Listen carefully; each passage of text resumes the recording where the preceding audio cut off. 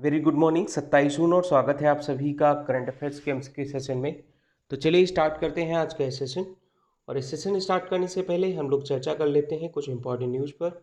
इसमें से पहली न्यूज़ ये है कि हाल ही में हमारे यहाँ रोड एंड ट्रांसपोर्ट मिनिस्ट्री जो है उसने क्या किया है कि एक बदलाव किया है। और उस बदलाव में कहा है कि जो सिटीजन्स हैं जिनके अंतर्गत माइल्ड टू मीडियम सिम्टम्स हैं किस चीज़ के, कलर ब्लाइंडनेस के, तो उन्हें दिया जाएगा ड्राइविंग लाइसेंस। कलर ब्लाइंडनेस क्या होती है, यानी एक ऐसा रोग जिसके अंतर्गत जो पेशेंट है उसको रेड और ग्रीन में कोई ज़्यादा डिफरेंस नज़र नहीं आता, और बोथ आर जो कलर्स हैं रेड और ग्रीन्स वो सिटीजन्स को, मतलब जो पेशेंट है उसको ब्लैक दिखाई देते हैं। लेकिन फिर भी अगर ये माइल्ड टू मीडियम सिम्टम्स है तो भी रोड एंड ट्रांसपोर्ट मिनिस्ट्री ने ऐसा कहा है कि उसे ड्राइविंग लाइसेंस दिया जा सकता है।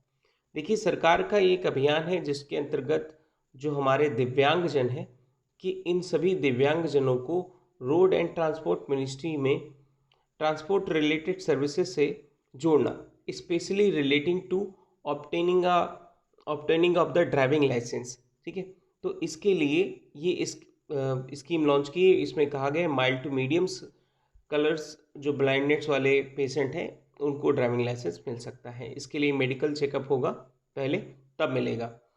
नेक्स्ट है कि हमारे यहाँ पर जो एक इंस्टीट्यूट है जिसका नाम है नीति आयोग, ये एक थिंक टैंक बॉडी है। और नीति आयोग के साथ साथ में एक इंस्टीट्यूट है यानी पिरामल फाउंडेशन। तो पिरामल फाउंडेशन और नीति आयोग के सहयोग से एक कैंपेन लॉन्च किया गया है। इस कैंपेन का नाम है सुरक्षित दादा दादी नाना नानी अभियान।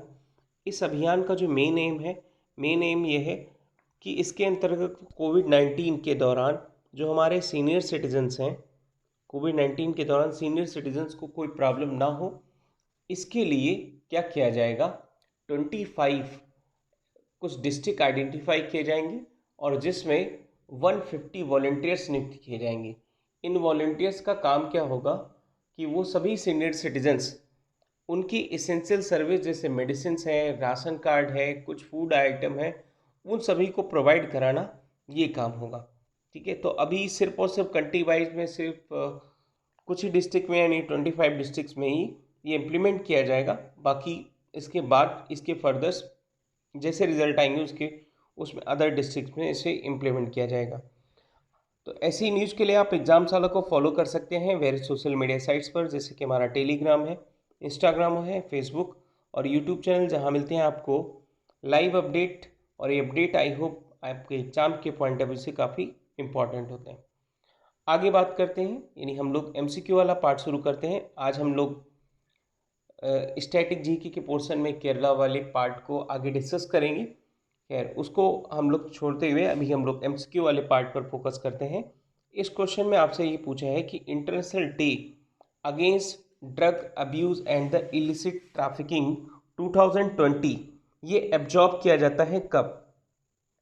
देखिए, सबसे पहले हम लोग जान लेते हैं कि जो drug abuse and elicited trafficking है ये इसका जो ये क्यों मनाया जाता है। ठीक है, तो ये मनाया जाता है, देखिए 26 जून को हर साल। और ये मनाया जाता है इसलिए क्योंकि एक लीडर थे जिनका नाम था लिंग जिंगजू। ये चाइना के थे और इन्होंने क्या किया था, गोंगडोंग एक रीजन है, वहाँ पर ओपीएम के ट्रेड को बंद कराने के लिए काफ़ी काम किया था। और ये काम सिर्फ और सिर्फ लगभग 25 जून 1839 में ओपीएम जो फर्स्ट वॉर हुआ था उसके पहले ये काम किया था काफ़ी। इस एम को यानी इस डे को सबसे पहली बार शुरू किया गया 1987 में। और इसमें क्या किया गया, कहा गया कि 26 जून को हम लोग international day against drug abuse and illicit trafficking के तौर पर मनाएंगे। इसका एम होगा कि हम लोग अवेयरनेस को बढ़ाएं ताकि हम लोग इस मेजर प्रॉब्लम से लड़ सकें। इसके अंतर्गत एक एजेंसी है जिसका नाम है United Nations office on drug and crimes. ये एक नोडल एजेंसी है जो इस चीज़ को एब्जॉर्ब करती है, देखती है, ठीक है, कि कहाँ कहाँ पर इलिसिट ट्रैफिकिंग हो रही है।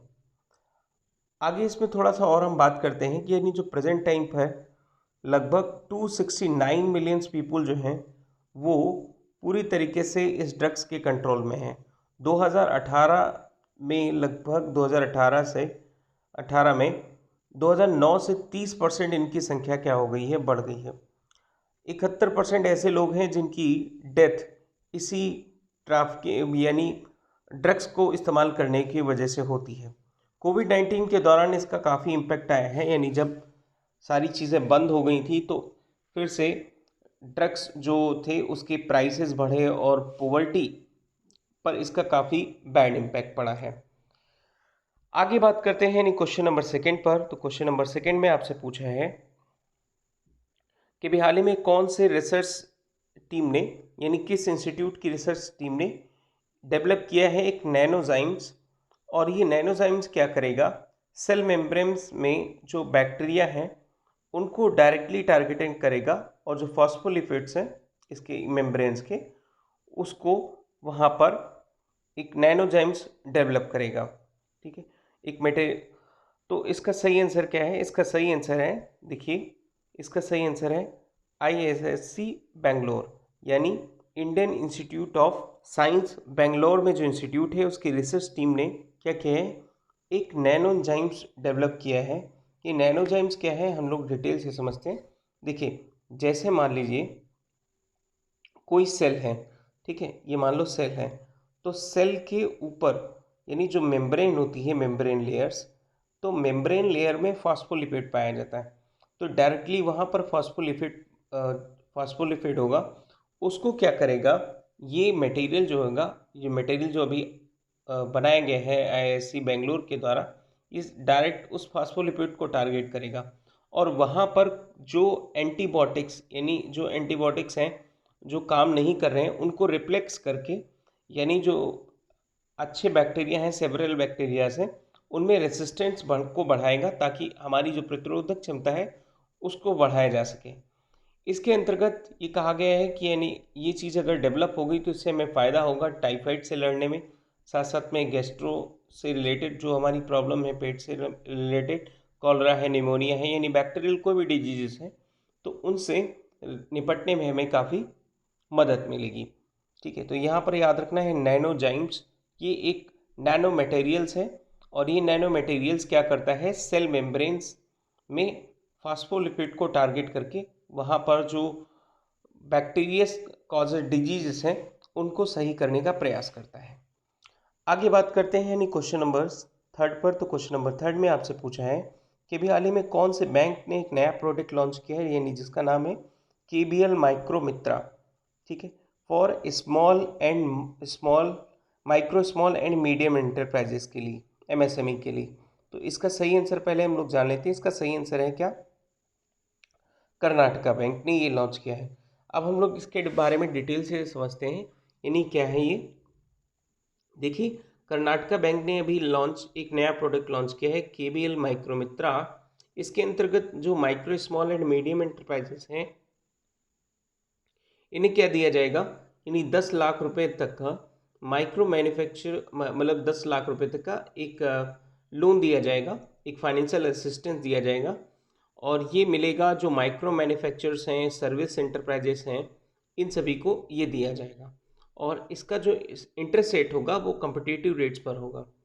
ये अभी तक कुछ ही ब्रांचों में शुरू हुआ है और धीरे धीरे ये सभी ब्रांचों में, कर्नाटका बैंक के सभी ब्रांचों में शुरू हो जाएगा और ये डिजिटल वर्जन पर भी अवेलेबल होगा। आगे बात करते हैं यानी क्वेश्चन नंबर फोर्थ पर। तो क्वेश्चन नंबर फोर्थ में अभी पूछा है कि किस ने भी हाल ही में food processing edition of the exclusive investment forum जो होस्ट किया जा रहा है किस मिनिस्टर के द्वारा, ये आपको बताना है। तो इसका सही आंसर है हमारे जो फूड प्रोसेसिंग मिनिस्टर हैं उनके द्वारा। उनका नाम आप लोग जानते होंगे, जी हाँ, उनका नाम है हरसिमरत कौर बादल। तो हरसिमरत कौर बादल ने अभी हाल ही में food processing editions of the exclusive investment forum को होस्ट किया है। तो इसका मतलब मेन एम क्या है, मेन एम है कि हमारे यहाँ पर फूड प्रोसेसिंग जो इंडस्ट्रीज़ हैं उसमें जो हमारे फॉरेन कंपनीज़ हैं, ग्लोबल से आने वाली कंपनीज़, इनको जो इन्वेस्टमेंट है इनके इन्वेस्टमेंट को बढ़ाना, साथ साथ में हमारे यहाँ पर ये जो प्लान शुरू किया गया है फूड प्रोसेसिंग इंडस्ट्रीज लगाने का, लगभग ये काम अभी पहले सेंट्रल और स्टेट गवर्नमेंट के द्वारा 6 स्टेट में शुरू किया जाएगा। जैसे हमारे आंध्र प्रदेश है, आसाम है, मध्य प्रदेश है, पंजाब है, तेलंगाना और उत्तर प्रदेश में है। यहाँ पर ये पहले काम शुरू होगा जिसमें फूड प्रोसेसिंग इंडस्ट्रीज़ कुछ इस्टेब्लिश की जाएंगी और जिसमें हमारी जो ग्लोबल कंपनीज़ हैं उनको भी इंटरेक्ट किया जाए, करने की कोशिश की जाएगी ताकि वो भी यहाँ पर आके और ज़्यादा से ज़्यादा मात्रा में फूड प्रोसेसिंग सेक्टर्स में इन्वेस्ट कर सकें। ठीक है, आगे बात करते हैं यानी क्वेश्चन नंबर 5 पर। तो क्वेश्चन नंबर 5 में आपसे पूछा है कि अभी हाल ही में कौन सी कंट्री ने अपना लास्ट सेटेलाइट भेजा है, नेविगेशन सेटेलाइट भेजा है, बैदेव का। ठीक है, तो बैदेव जो है नेविगेशन एक सेटेलाइट सिस्टम है, जैसे हमारे यहाँ का एक सिस्टम है नाविक, आपने सुना होगा। ठीक है, आपने सुना होगा जीपीएस, जीपीएस जरूर सुना होगा। जीपीएस जो है ये है जीपीएस सिस्टम, नेविगेशन सिस्टम है, ये किसका, यूएस का है। ठीक है, तो उसी तरीके से बैदेव का जो एक नेविगेशन सिस्टम है ये किसका है, ये है चाइना का। और इसके अभी हाल ही में लास्ट जो सैटेलाइट है वो अभी सक्सेसफुली लॉन्च की गई है।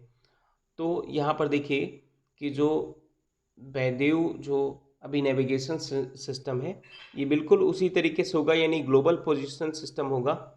ये रसिया का जैसे एक हमारा जीपीएस है ग्लोबल का, गोलनास है। यूरोपियन यूनियन का है गैलीलियो है, हमारा नॉविक है।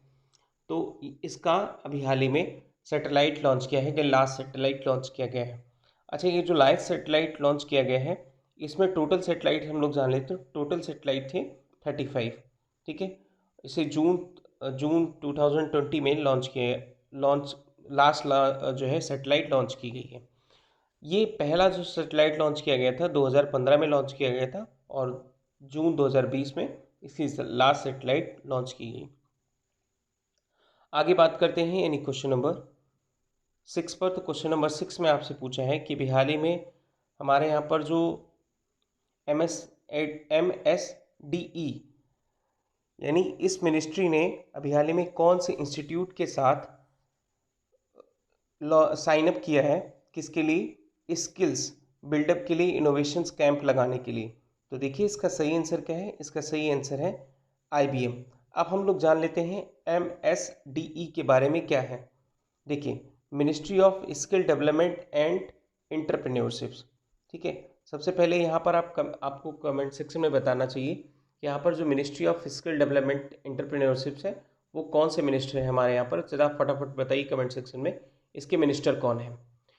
तो अभी हाल ही में ministry of skill development and entrepreneurship ने क्या किया है, IBM के साथ अभी हाल ही में कोलैबोरेशन किया है और इसका मेन एम होगा कि हम डिजिटल लर्निंग प्लेटफॉर्म जो है तैयार करें। इसके अंतर्गत skill build reignites and skill build innovation camp 2 programmes अभी हाल ही में लॉन्च किए गए हैं और जो न्यू जॉब सीकर्स हैं और जॉब ओनर्स हैं इनके लिए ये प्रोग्राम होगा, जो जाके इस bharatskill.gov.in पर जाकर रजिस्टर कर सकते हैं। और इसका मेन एम होगा कि जो हमारे फाइनेंशियल मैनेजमेंट हैं, बिजनेस स्ट्रैटेजीज हैं, इन सभी में जॉब ढूंढने वाले और जॉब प्रोवाइड करने वाले दोनों लोगों के लिए ये एक 10 वीक का ट्रेनिंग प्रोग्राम होगा, जिसमें 100 आवर्स की एक स्ट्रक्चरल ट्रेनिंग IBM के द्वारा दी जाएगी और उसमें एक प्रमुख हिस्सेदार होगा ministry of skill development and entrepreneurships. ठीक है, यहाँ पर ये याद रखना है आपको।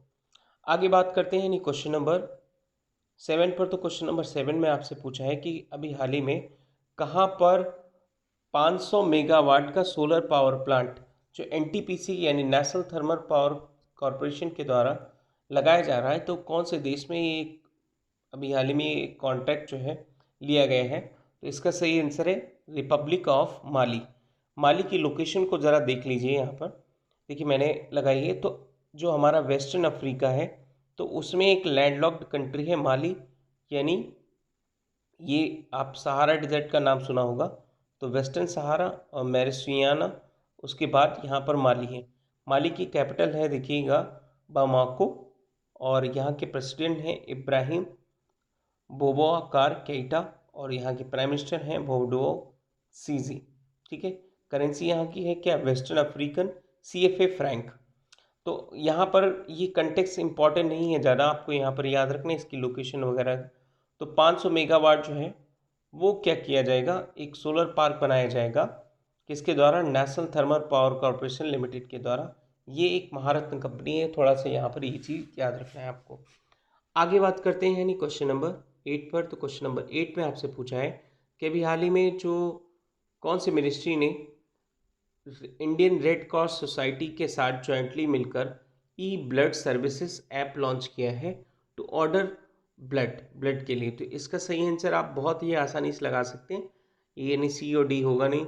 इसका सही आंसर है क्या, हेल्थ मिनिस्ट्री। ठीक है, तो हेल्थ मिनिस्ट्री ने क्या किया है, अभी हाल ही में ई ब्लड सर्विस नामक एक मोबाइल ऐप लॉन्च किया है, और ये रक्त कोष जो ई सेंटर्स हैं उनसे सभी को लिंक करेगा। ये ऐप डेवलप किया गया है सी डैक के द्वारा, यानी सी डैक का द्वारा, और ये डेवलपमेंट ऑफ एडवांस कंप्यूटिंग इसके द्वारा ये डेवलप किया गया है। ये मोबाइल ऐप क्या करेगा, जो हमारे यहाँ पर safe blood and safe life campaign को आगे बढ़ाएगा। अभी तक ये सिर्फ और सिर्फ ऐप जो है अवेलेबल होगा, मतलब इसकी सर्विस अवेलेबल होगी दिल्ली एनसीआर में, बाकी धीरे धीरे धीरे इसे क्या किया जाएगा, बढ़ाया जाएगा। तो इसमें होगा क्या, यानी जो इस पर्सन को ब्लड चाहिए तो उसे पहले इस ऐप पर जाके अपने आप को रजिस्टर करना होगा, और उसके बाद इन्हीं 12 आवर्स में उसको वेट करने पर उसको लगभग 4 यूनिट तक वो डिमांड कर सकता है, और उसे 12 आवर्स में ये ब्लड मिल जाएगा। ये सिर्फ सेवा अभी तक दिल्ली एनसीआर में इनिशियली अवेलेबल होगी। यहाँ पर ये चीज़ याद रखना है आपको। ओके, बात करते हैं आगे यानी क्वेश्चन नंबर 9 पर। तो क्वेश्चन नंबर 9 में आपसे पूछा है कि अभी हाल ही में ऐसा कौन सा एयरपोर्ट है जो पूरी तरीके से बन गया है एविएशन वेदर मॉनिटरिंग सिस्टम, और ये एविएशन वेदर मॉनिटरिंग सिस्टम जो है वो पूरी तरीके से इंडस्ट्रियली डेवलप किया गया है, यानी स्वदेशी डेवलप है। तो ये कौन से एयरपोर्ट पे लगाया है, यानी पहला ऐसा कौन सा एयरपोर्ट बना है। तो देखिए इसका सही आंसर है क्या, बेंगलोर केम्पगौड़ा इंटरनेशनल एयरपोर्ट जो बेंगलोर में है, उसमें ये एविएशन वेदर मॉनिटरिंग सिस्टम लगाया गया है। यहाँ पर पिक्चर में देखिए मैंने यहाँ पे लगाया है, तो ये जो रनवे होता है आपने देखा होगा, रनवे पर ये एक एविएशन जो हमारे यहाँ पर एविएशन वेदर मॉनिटरिंग सिस्टम लगाया जाता है। ये क्या करता है, पूरी तरीके से वेदर्स की इंफॉर्मेशंस को बताता है कि जो हमारी फ़्लाइट्स हैं वो टेक ऑफ करनी चाहिए, लैंड करनी चाहिए या नहीं। ठीक है, तो इसलिए ये इंडस्ट्रियली डेवलप किया गया है, खास यहाँ पर ये चीज़ है, इसको याद रखना है आपको। कौन से इंस्टीट्यूट पे, मतलब कौन से एयरपोर्ट पे लगाया गया है, तो ये एयरपोर्ट लगाया गया है क्या, केमगौड़ा इंटरनेशनल एयरपोर्ट बेंगलोर में। ये चीज़ याद रखना है आपको। आगे बात करते हैं यानी क्वेश्चन नंबर 10 पर। तो क्वेश्चन नंबर 10 में आपसे पूछा है कि कौन से स्टेट ने भी हाल ही में मुख्यमंत्री मातृ पुष्टि उपहार स्कीम को लॉन्च किया है।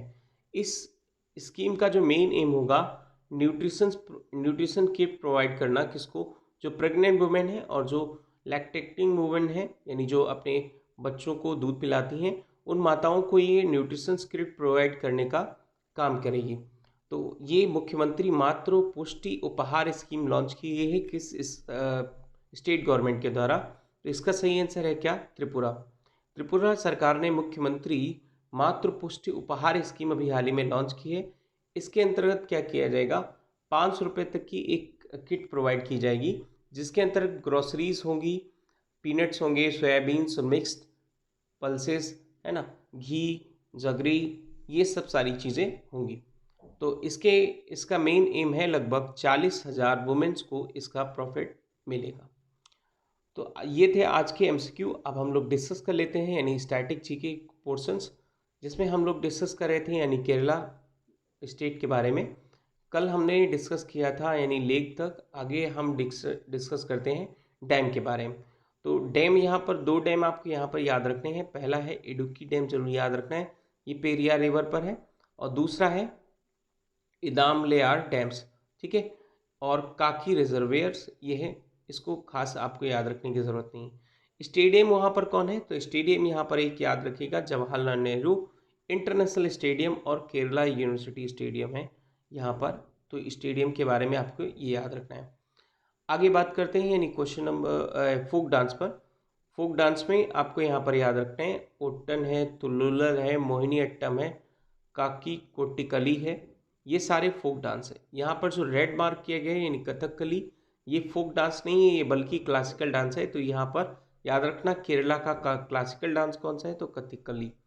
पोर्ट वहाँ पर कौन है, तो कोचीन पोर्ट है, कालीकट है, लेप्पे है, ये पोर्ट हैं कहाँ के, केरला के। नेशनल पार्क के बारे में अगर हम बात करें कि वहाँ पर नेशनल पार्क कौन से हैं, तो इम्पॉर्टेंट है इराविकुलम याद रखिएगा नेशनल पार्क है, मेथी काटन 16 नेशनल पार्क है, पेरियार नेशनल पार्क है, साइलेंट वैली नेशनल पार्क है, अनामुड़ी नेशनल पार्क है, और साथ साथ में हमारे पंबादुम 16 नेशनल पार्क है। वाइल्ड लाइफ सेंचुरी आपको कुछ याद रखने की ज़रूरत नहीं है, लेकिन फिर भी बहुत सारी वाइल्ड लाइफ सेंचुरी हैं, याद रख लेते हैं तो ठीक है। इसमें से एक दो याद रख लीजिएगा। अरालम वाइल्ड लाइफ सेंचुरीज़ हैं, और उसके साथ साथ में आपका यहाँ पर जो पैराम्बिकुलम टाइगर रिजर्व्स हैं, टाइगर रिजर्व जरूर यहाँ पर याद रखिएगा। इडुक्की वाइल्ड लाइफ सेंचुरी है, ठीक है, तो ये याद रखिएगा। कोटिकुवर, ये वाइल्ड लाइफ सेंचुरीज याद रखिएगा। मालाबार वाइल्ड लाइफ सेंचुरीज, ठीक है। तो थोड़ी मोड़ी याद रखिएगा, जस्ट ऐसे जर्नल देख लीजिएगा, उसमें कुछ खास याद रखने की ज़रूरत नहीं है। तो आज के इस डिस्कशन में इतना ही। Thank you for listening. God bless you all.